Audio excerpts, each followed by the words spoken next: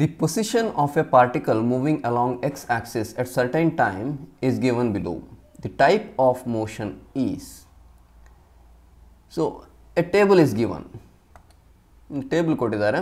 So in this table, t and x values are given. T means it is time, and x, you know that is position, or you can consider displacement or position ಅಂತ consider ಮಾಡಬಹುದು. Okay. So ಹಾಗಿದ್ರೆ what type of motion is this ಅಂತ ಹೇಳೋದನ್ನ ಹೇಳಬೇಕು ಇವಾಗ ನಾವು. So options: uniform motion ಕೊಟ್ಟಿದ್ದಾರೆ, accelerated, uniform and accelerated motion, and non-uniform and accelerated motion, uniform and decelerated motion, and fourth one is data is not sufficient ಅಂತ ಹೇಳಿದ್ದಾರೆ. So ಹಾಗಿದ್ರೆ ಈ ಟೈಪ್ ಆಫ್ ಮೋಷನ್ ಎಲ್ಲ ನಮಗೆ ಗೊತ್ತಿರಬೇಕು. Uniform, what do you mean by uniform motion? So if it covers equal distance in equal interval of time or equal displacement in equal interval of time, then that is uniform motion ಅಂತ ಹೇಳ್ಬೋದು.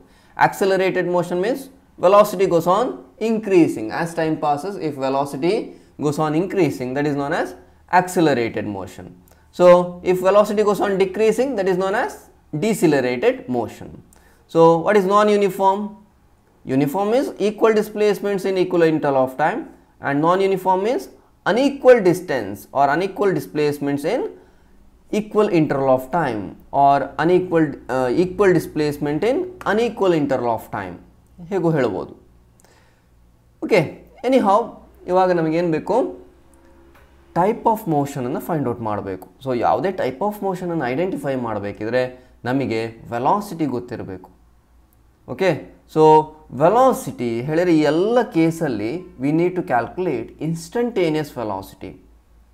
For example, now the particle is moving from x equal to -2 to x equal to 0. Then what is its velocity ಅಂತ calculate ಮಾಡುವ.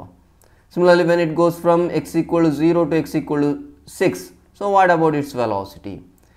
If it goes from here to here, what about its velocity? ಇವಾಗ v1 equal to v2 equal to v3 ಅಂತ ಆಗಿದ್ರೆ we can call it as uniform motion ಅಲ್ವಾ. Uniform motion ಅಂತ ಹೇಳ್ಬೋದು. ಒಂದು ವೇಳೆ v1 is not equal to v2 not equal to v3 ಹೇಳಿದರೆ that is non uniform motion ಅಲ್ವಾ. So ಒಂದು ವೇಳೆ ವೆಲಾಸಿಟಿ ಇನ್ಕ್ರೀಸ್ ಆಗ್ತಾ ಇದೆ, v1 is less than v2 is less than v3, that means velocity goes on increasing ಅಂತ ಹೇಳಿದ್ರೆ ಏನು, accelerated motion ಅಂತ ಹೇಳ್ಬೋದು. velocity goes on decreasing ಅಂತ ಆದರೆ decelerated motion ಅಂತ ಹೇಳ್ಬೋದು. ಹಾಗೆ first we need to calculate values of v1, v2, and v3. So let us consider the positions as this is x1, this is x2, this is x3, and this one is x4, and you can consider time t1, t2, t3, and t4. Let it be. So first let us calculate v1.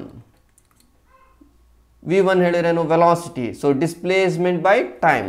So when it moves from here to here, what is displacement? That is x2 minus x1, final position minus initial position divided by the time taken. So what do you get? x2, what is x2? That is 0, final position is 0, minus what is x1? That is minus 2, divided by time. So 1 minus 0, correct no? t2 is 1, t1 is 0. So what do you get? Minus of minus, that becomes plus, divided by 1, that means 2 meter per second you got. First velocity is 2 meter per second. Okay, now let us calculate v2. How to calculate that? What is final position? ಎಲ್ಲಿಂದ ಎಲ್ಲಿಗೆ ಹೋಗ್ತಾ ಇದೆ?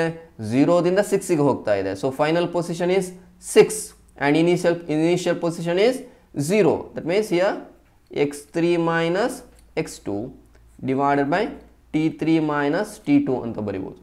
So substitute the values. 6 minus 0 divided by what is that?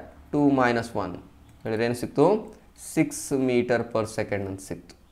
Let it be. Similarly, we can calculate v3. ಏನಾಗುತ್ತೆ v3? x4 minus x3 divided by t4 minus t3. Similar to previous steps. So what is x4? Final position ಏನಿದೆ ಇಲ್ಲಿ? Final position 16 ಇದೆ. So 16 minus initially ಎಲ್ಲಿತ್ತು? 6 ಅಲ್ಲಿ ಇತ್ತು ಅದು. So 6 divided by difference in time. T4 that is 3 minus T2, sorry T3, what is T3? That is 2 ಅಲ್ವಾ. So ಏನಾಯ್ತು ಇಲ್ಲಿ 10 divided by 1 ಹೇಳಿದ್ರೆ 10 ಮೀಟರ್ ಪರ್ ಸೆಕೆಂಡ್ ಅಂತ ಸಿಕ್ತು. ಇವಾಗ ಜಸ್ಟ್ ಕಂಪೇರ್ ಮಾಡಿ V1, V2 ಆ್ಯಂಡ್ V3 ಅನ್ನು ಕಂಪೇರ್ ಮಾಡಿ. Is it same? No, it is not same. ಇಲ್ಲಿ V1 2 ಇದೆ, ಇದು 6 ಇದೆ, ಇದು 10 ಇದೆ. ಹೇಳಿದರೆ ವೆಲಾಸಿಟಿ ಏನಾಗ್ತಾ ಇದೆ? ವೆಲಾಸಿಟಿ ಗೋಸ್ ಆನ್ ಇನ್ಕ್ರೀಸಿಂಗ್ ಅಲ್ಲ. So if velocity goes on increasing ಏನು ಹೇಳ್ತೇವೆ ನಾವು ಅದನ್ನು? ಆಕ್ಸಿಲರೇಟೆಡ್ ಮೋಷನ್ ಅಂತ ಹೇಳ್ತೇವೆ ಅಲ್ಲ. Accelerated motion. If velocity goes on increasing we call it as accelerated motion. ಹಾಗೆ ಯಾವ ಆಪ್ಷನನ್ನು ಚೂಸ್ ಮಾಡ್ಬೋದು ನಾವು? ವೆಲಾಸಿಟಿ ಸೇಮ್ ನೋಡಿ, ಇಲ್ಲಿ ಆಕ್ಸಿಲರೇಟೆಡ್ ಮೋಷನ್ ಎರಡಿದೆ. ಸೊ ಇದೆರಡು ಅಲ್ಲ ಅಂತ ಆಯಿತು. ಡಿಸಿಲರೇಟೆಡ್ ಮೋಷನ್ ಅಲ್ಲ ಆ್ಯಂಡ್ ಲಾಸ್ಟ್ ಆಪ್ಷನ್ ಕೂಡ ಅಲ್ಲ. ಓಕೆ, ಸೊ ಇಲ್ಲಿ ಆಕ್ಸಿಲರೇಟೆಡ್ ಮೋಷನಲ್ಲಿ ಎರಡು ಆಪ್ಷನ್ ಇದೆ, 1 ಆ್ಯಂಡ್ 3. ಸೊ ಅದರಲ್ಲಿ ಯಾವುದು ಕನ್ಸಿಡರ್ ಮಾಡ್ತೀರಿ? Whether it is uniform motion. ನಾನು ಆಗಲೇ ಹೇಳಿದೆ, ಯೂನಿಫಾರ್ಮ್ ಮೋಷನ್ ಹೇಳಿದರೆ ಏನು? ವೆಲಾಸಿಟಿ ಸೇಮ್ ಇರಬೇಕು ಅಲ್ವಾ. ಸೊ ಇಲ್ಲಿ V1 ಈ ಥರ ಇದೆ, V2 ಈ ಥರ ಇದೆ, V3 ಈ ಥರ ಇದೆ. Is it same? 2, 6, 10, they are all different. That means it is not uniform motion. This will be non-uniform motion. Hello? Because velocity changes. Therefore, non-uniform motion and velocity ಏನಾಗ್ತಾ ಇದೆ? Increase ಆಗ್ತಾ ಇದೆ. 2, 6, 10. Hello? So, if we compare V1, V2 and V3, ಏನಾಗ್ತಾ ಇದೆ? V2 is greater than V1. And V3 is greater than V2. That means it gets accelerated. ಹೇಳಿದ್ರೆ ಏನಾಯಿತು?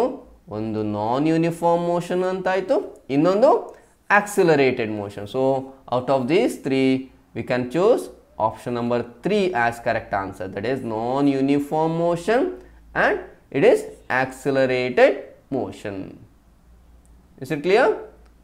Okay.